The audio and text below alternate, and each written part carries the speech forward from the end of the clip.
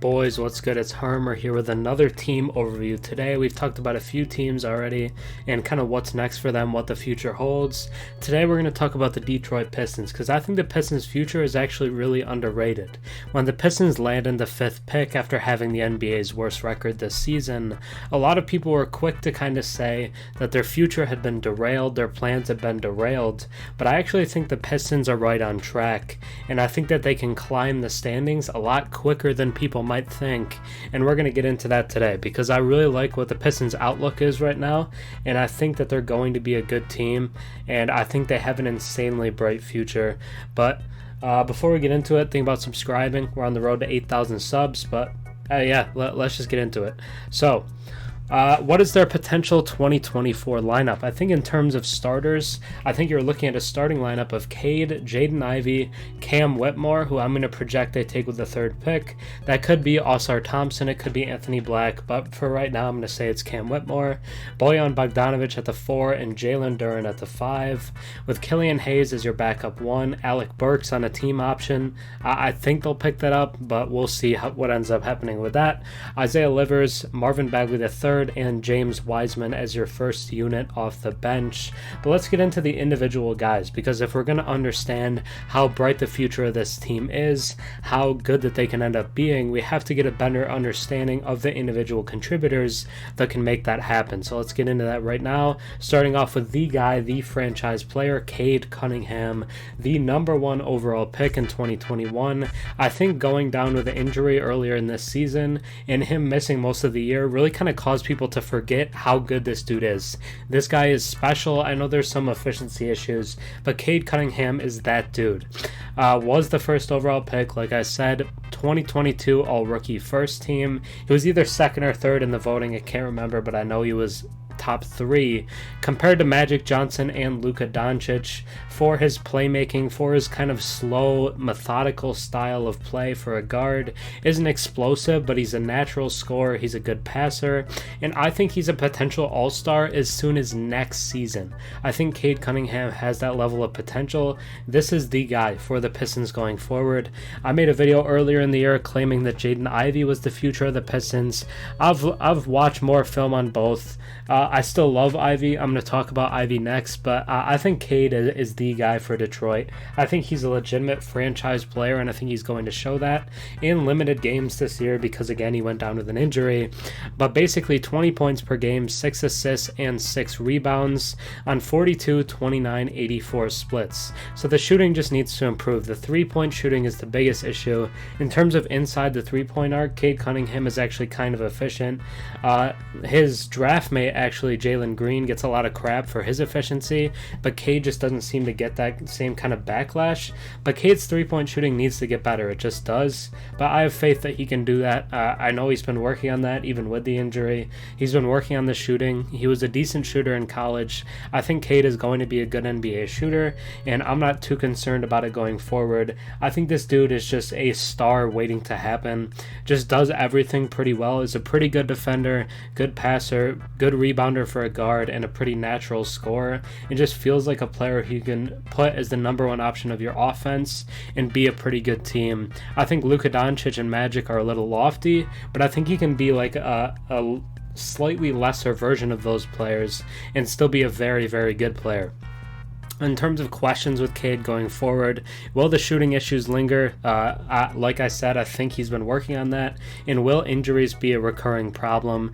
If I'm being honest with you, I think the Pistons kind of shut him down so that they could be worse. I don't think his injury was really necessary to hold him out the whole year, but they did, and I think he's going to come back even better next year. I think we're looking at a Cade season where he could average 25 points per game in year 3, and if the Pistons are even in the play-in range, I think Cade Cunningham will be an all-star as soon as next season.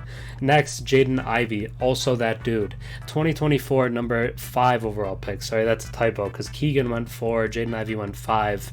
They're picking 5 in back-to-back years right now, but is just a phenomenal athlete, very good at getting downhill, super fast, coast-to-coast type guy, can play either guard spot, which makes him a nice fit next to Cade because Ivy can play the 1 or he can play the 2.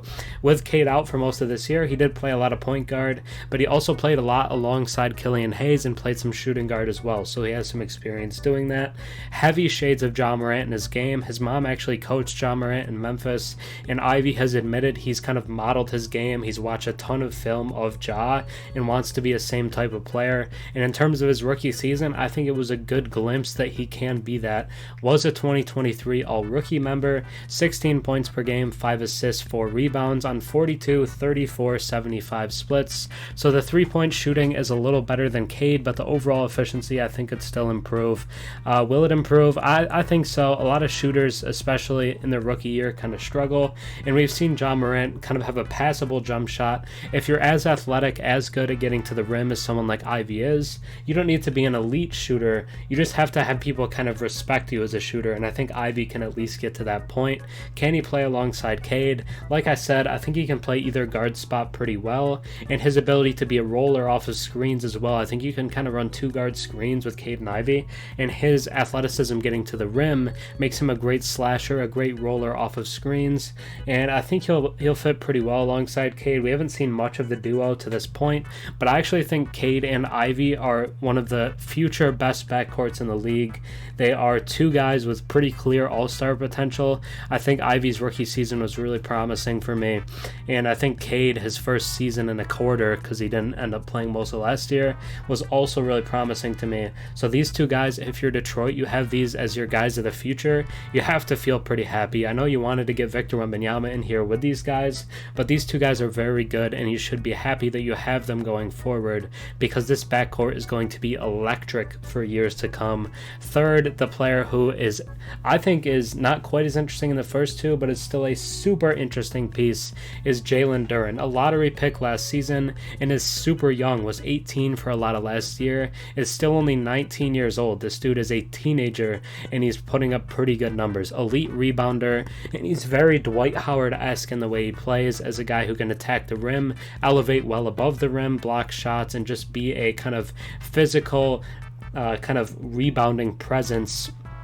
And I think he's going to be a great player. Was an all-rookie member as well, and averaged 9 points, 9 rebounds, and 1 assist in his rookie year on 65% shooting. So in year one, he was already a pretty passable starting center, but I think going forward, we're going to look at a guy who could give you like 15 and 12 with a couple of blocks. I think Jalen Duren has that kind of upside. Will he be an all-star? I think it might be difficult because he's going to be playing alongside two guys in Cade and Ivy, who will be kind of the feature pieces of this offense. But Jalen Duren is a very impactful player, and he's a big reason why their future is as bright as it is, because he is the center moving forward for this team. The interesting piece for Duren is I think you can actually play him at the power forward next to a bigger center, just because Duren isn't huge. He's about, I think he's like 6'10 or 6'11. He's not like a 7-footer.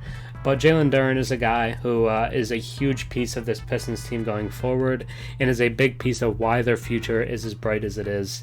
And fourth, I'm going to talk about Cam Whitmore, just because I think he should be the pick at number 5. I really like Cam Whitmore. I like him a lot. Potential number 5 pick for Detroit is just a physical, strong wing who uses his shoulders to get into the rim to finish through contact. Has been compared to Miles Bridges, Carmelo Anthony, because of the kind of isolation scoring game alongside really good athleticism, is very good at attacking downhill. He's, again, is not a phenomenal shooter at this point, so it's at a certain point you're kind of worrying about different shooting upside with this Detroit roster. But Ausar Thompson, also not a great shooter, and Anthony Black, not a super proven shooter either. So I think Cam Whitmore is the highest upside pick at number 5, and is a guy who has a great NBA build. Played for Villanova as well. We've seen a ton of great Villanova guys. One point I've had when people have brought that up is it is a different coach. It's not Jay Wright coaching there anymore, but Cam Whitmore is a guy who can be a great wing scorer for your team and just be the future of the small forward spot for this Pistons franchise. 12.5 points per game, 5 rebounds, over a steal, about a steal and a half for Villanova this past season on 48, 34, 70 splits. So a efficient from the field overall for a wing, but needs to get his three-point shooting up. A lot of that had to do with shot selection, because he seemed to rush shots when the ball could have kept moving, but playing alongside great playmakers like Cade, and even Ivey's a pretty good playmaker, as well as Duren is a super underrated playmaker for a center, which I feel like no one talks about. But Cam Whitmore is going to get better shots on this Pistons team, and I think his efficiency will improve along with that. Some people have called him Saddiq Bey 2.0. I just don't think they're that similar players. I know Saddiq Bey is kind of like a scoring type, will just kind of pile it up, but I think Cam Whitmore has a clear higher potential than that, and just a dude that looks like a future all-star. I really like Cam Whitmore, and I think he should be the pick at 5. James Wiseman is a guy who I've talked about in a couple videos in terms of just a guy who's really turning it around in Detroit. Was the number 2 overall pick in the 2020 NBA draft, going between Anthony Edwards and LaMelo Ball. So there's a lot that comes along with that, but was acquired from the Warriors last season and is showing signs of real improvement. I've been impressed. Still only 22 years old, and there's going to be rookies that come in this year that are going to be 22. Sure, not that many of them, but there are rookies that will come in at 22. So in terms of age, James Wiseman is not super old. Like, it's not like he's a bust and there's no turning this around. I think Wiseman can totally still turn this around and be a very productive player. I think the all-star upside is probably outside of the question right now. Excuse me, but I just think he can be an impactful player as a guy who gets rebounds, who hits some shots in the mid-range, and can block shots. I think he's going to be kind of a lesser version of what we saw from Chris Bosh, as a guy who can space the floor from the mid-range and just do some different things offensively. Wiseman is actually a pretty unique offensive guy, and at 7'1", he does have a lot of potential still, but with kind of the situation he's in, with a lot of the kind of question marks so far, it feels unlikely he'll reach his top tier potential. But I think Wiseman is an important piece going forward. I don't know if he starts next season because they'll have Bojan and a top 5 rookie, but he's going to be a huge member of the rotation, and if I'm you, I would invest stock into James Wiseman because I just think he's a guy that's going to continue to improve. Was the late season showing for real? I think it was. I just think he's a dude who is so gifted physically and talent-wise that at some point you just have to get it together, and I think James Wiseman was showing that with the Pistons.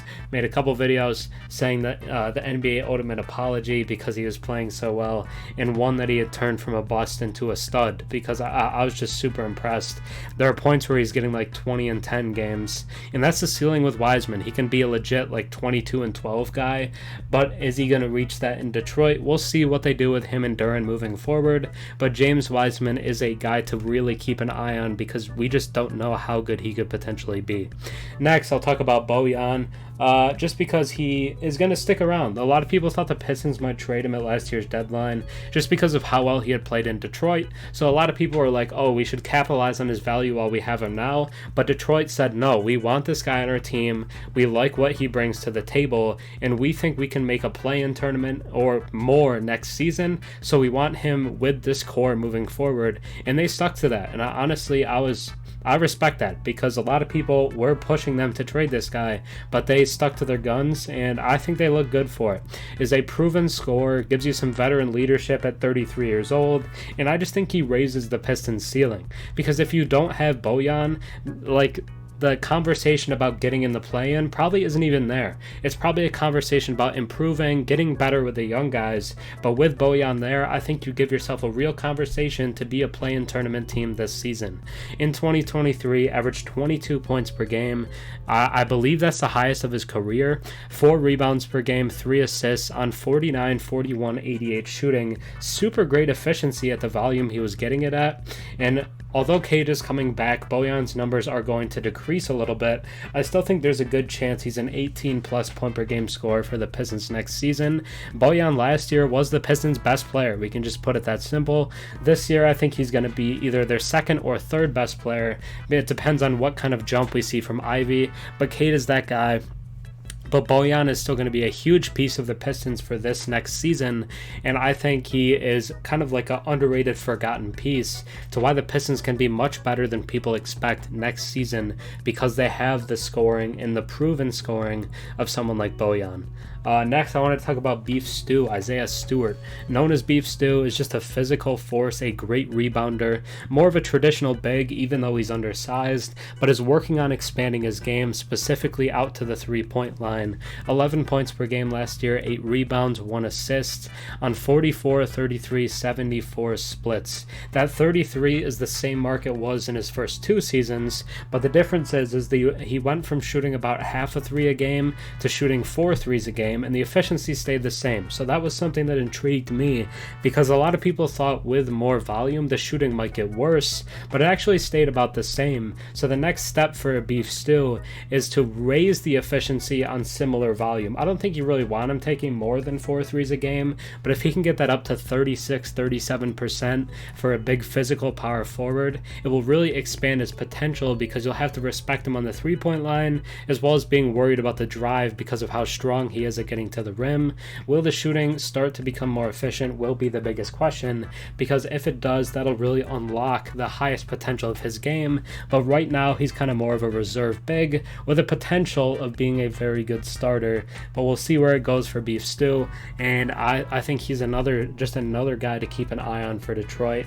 And I think this is the last guy I'm going to talk about individually, and that would be Killian Hayes. I think he's one of the most clowned players in the league pretty easily. He gets a ton of hate, especially on Twitter. Like, people love to hate on Killian Hayes. I like Killian Hayes. I'm sorry, like, I'm unapologetic about it. I think Killian Hayes is a good player. Like, the efficiency is a problem, and I think that's unavoidable, but he's finally trending upward. Is a great defender right now, an impressive passer, and is still only 21 years old. He's a super young player, the same age as a ton of rookies that'll come in this year. 10 points per game, his career high, 6 assists per game, and about a steal and a half.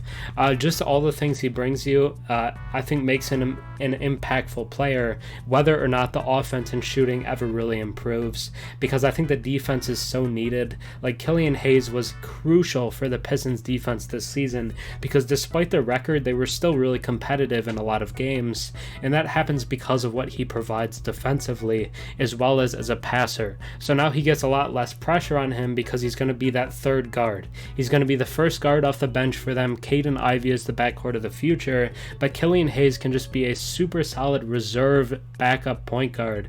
Bring you something like Malcolm Brogdon did for the Celtics, as a guy who's a good defender, good passer. Malcolm Brogdon, pretty efficient shooter though, but Killian Hayes, if he can get the efficiency up, I think will be kind of start to become more respected around league circles, and I hope he does, because he is still super underrated just because he brings different things that don't get respected as much. The efficiency has to improve, it still does, but he's only 21 and he does other things well. I'm not giving up my stock on Killian Hayes. I think he still is going to be a good player in this league, and I guess we'll just have to wait and see at this point. But next, let's talk about free agency, because they're projected to have 25 to 30 million in cap space, and some targets I've seen from them online and multiple different sources, a lot of Pistons fan sites. It's just different guys that we can talk about. Jerami Grant was one I saw a lot. Was a Piston, I believe, for 2 years before going to the Blazers last year, and averaged over 20 points a game with the Pistons. And all of a sudden, if you get Jerami Grant back and you can run out a lineup of Cade-Ivey, Jerami Grant, Bojan, and Jalen Duren, this team will be good. Like, that's a legitimate like 6 or 7 seed in the Eastern Conference. With what I'm projecting Cade to be next season, I think they would be a lot deeper than people think, have a lot more talent than people think, if Jerami Grant comes back, and would make them super, super good in terms of being ahead of schedule, which I think he would make them. Grant Williams is a guy who you could look to add on the wing. Karis LeVert, Josh Hart, just some more middle of the pack kind of guys. But Cam Johnson is a restricted free agent. You have some money, can throw the bag at him and just kind of make the Nets sweat and decide if they want to match it. I think they would, but is a guy that they could look into. Dylan Brooks is a great defender, just to add another good defender to this team. And if you wanted a guy who you could give a little more size in the front court with Duren. You could look at a guy like Kristaps Porzingis, who's coming off the best year of his career and is a guy who can be an all-star next season as well. So Porzingis and Jerami Grant, I think, would be the top 2 targets. Whether they want to come to Detroit or not, I don't know. I think Jerami Grant liked it there. It seemed pretty positive, but we'll see where that goes. They have the money, and they're kind of like a guy away from being a playoff team, honestly. So if they get one of those guys, I think that could be a huge difference in what their team looks like. In terms of what to expect for the offseason and for next season, on the low end next year, I think you're looking at 25 to 30 wins, finish outside of the play-in tournament, whether that be like 11th or 12th or whatever. But I don't think they're going to be the worst team in the East. I just don't think that'll happen again because of how good I think Cade-Ivey will be together. On the high end, I think you're looking somewhere from 40 to 44 wins. So like 2 games below 500 to like 2 games above 500, I think is kind of the range there on the high end for Detroit. Finish in the play-in with a chance for the playoffs, I think is a realistic, like kind of higher upside kind of prediction for the Pistons, especially if they get someone like Jerami Grant. I think they can legitimately get in the play-in tournament and win a game just because they would have so much kind of offensive punch and some different kind of defensive options to look at. Expect to sign one solid free agent for around 15 to 20 million. Who that is kind of uncertain, but they'll have the money to do it. Cade Cunningham will have a real chance at an all-star game if he's healthy. Year 2 jump from Ivey and Duren. Expect the number 5 pick to be a key player. Likely start at the 3 spot for Detroit, especially if they don't land Grant or Porzingis. And just expect it to be a fun season with an elite young backcourt in Cade and Jaden-Ivey. So that's the prediction for the Pistons. That's what I think of their players. I think they have a lot of really high upside guys who are kind of underrated in the league, and I think the Pistons could be much better next year than people think in terms of getting into the play-in and maybe securing a playoff spot. But that's what I think of the Pistons' future, what they can expect going forward, and just what the outlook is for Detroit. If you enjoyed the video, think about subscribing. If you're new to the channel, again, on the road to 8K, think about just liking the video, leaving a comment with your thoughts. But hopefully you enjoyed. That's going to be it for me today. Have a good rest of your day. Peace.